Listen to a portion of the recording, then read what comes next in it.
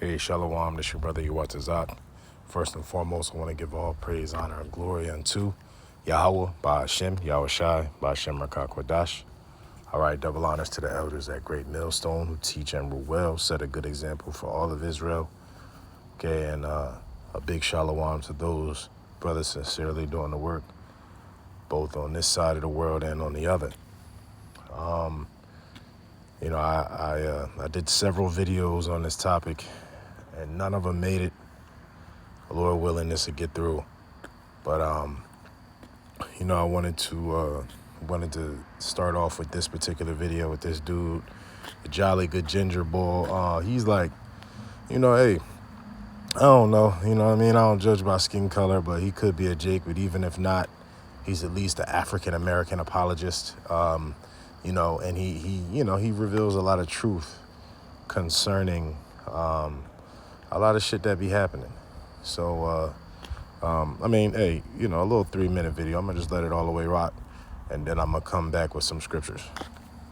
We're being told that the 18-year-old white male who drove for over 200 miles to get to the zip code that he Googled to be the most predominantly black near him, and then walked into a grocery store to commit a pre-planned, racially motivated massacre, we're being told that he was radicalized online during the pandemic. Well, I'm here to squash that shit and talk some uncomfortable truth. That's bullshit. The terrorist that committed this massacre left a 181-page manifesto online.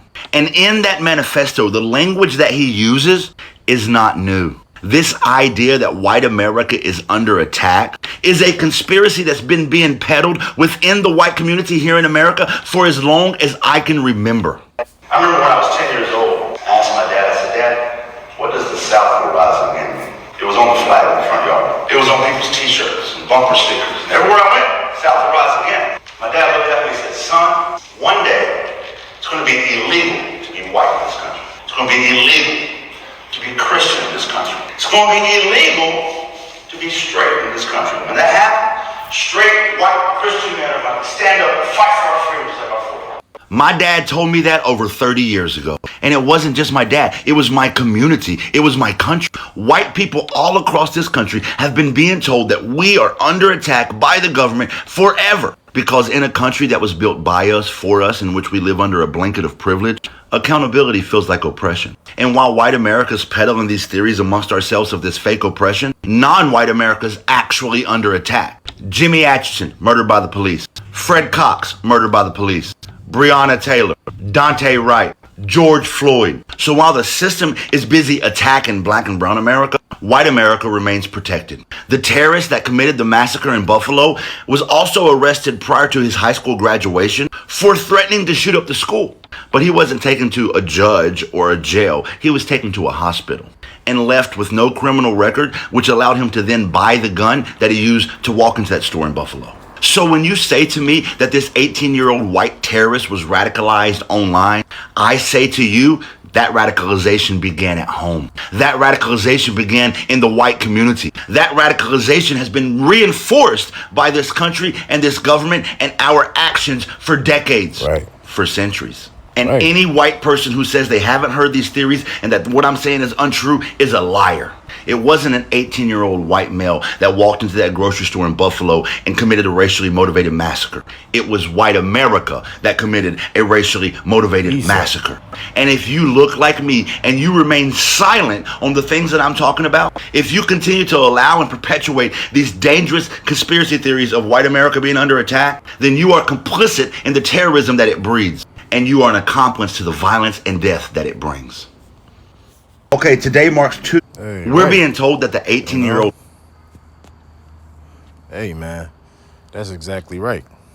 You know, I agree, you know, because, hey, man, you know, the man said a lot. So now let's see what the Lord says. All right, this is Genesis 25. All right, and I want to go to verse 22. All right, and it says, and the children struggled together within her, and she said, if it be so, why am I thus? And she went to inquire of the Lord.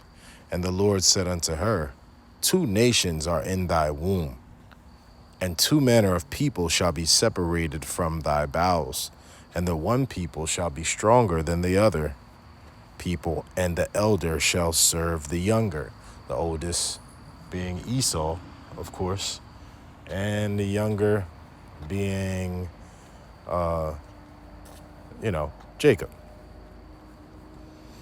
All right. So it says in 24, and when her days to be delivered were fulfilled, behold, there were twins in her womb. Like I always tell people, Esau is more closely related to us than Ham, or Canaan, that so-called Africans, despite our, super dark skin.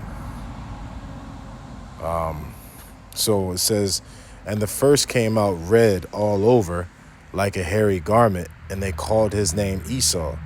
And after that came his brother out, and his hand took hold on Esau's heel, and his name was called Jacob. And Isaac was 80 years old when she bare them. All right.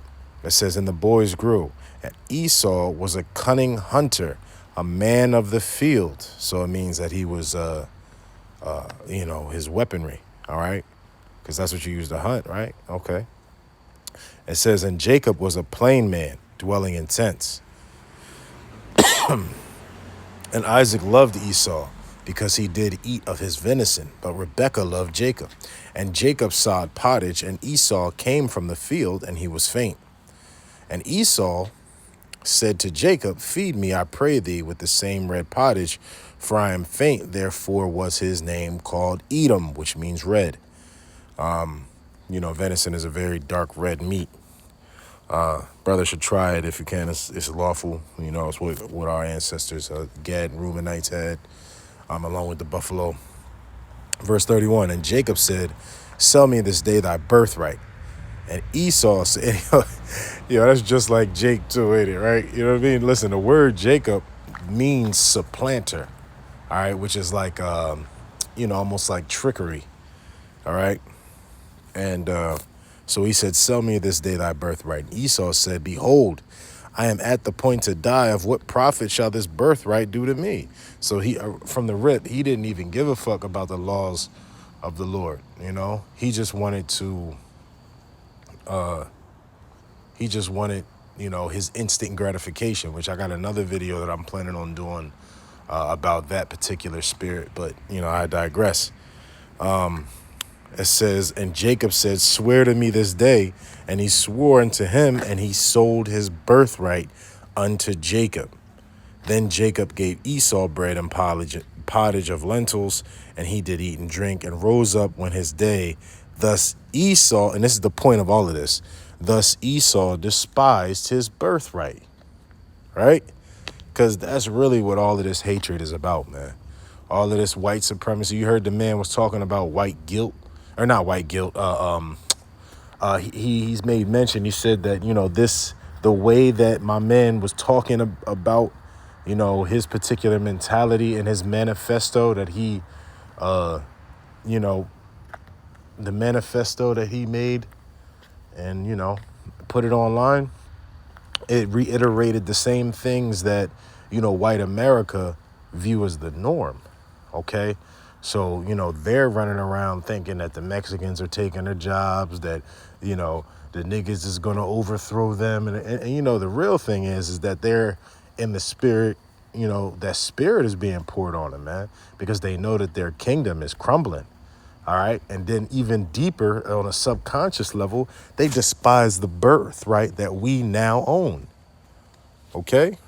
And, hey, it's just the truth, man. Hold on, let me go to, boom, Genesis 27:41. It says, and Esau hated Jacob because of the blessing wherewith his father blessed him. And Esau said in his heart, the days of mourning for my father are at hand. Then will I slay my brother. And so, you got to understand. All of this hatred, this ancient hatred that the so-called white man has for the so-called blacks, Latinos, and Native Americans, it all stems from this right here, okay? On the most visceral level, I mean, on a deeper level, you could take it all the way back to Cain and Abel, Adam and the serpent. But, in all, for the sake of keeping the lesson linear, all right, we can take it all the way back to this particular time, all right, the birthright, you know, and he despises the blessing that he should have gotten as the firstborn because we got it. But it was always, supposed to go this way. And, the indication of that prophetic event was when they were born. And even though Esau came out came out first, all right, Jacob had his heel in his hand, looking to pull him down. All right. And so, that was a prophetic indication that, it told you that the older will serve the younger, man, because he will. All right. But really, it was like I said prior, it was prophetic because, we have the promise of the kingdom. All right. And we will pull Esau down by way of the power of Yahweh Ba'Shem Yahweh Shai, one way or the other, always around. And, and they will be supplanted and we shall be glorified. And that's just what it is. And that's why he's sick. This is Obadiah 10:16. It says, for the violence against thy brother Jacob, the Israelites, shame shall cover thee, and thou shalt be cut off forever.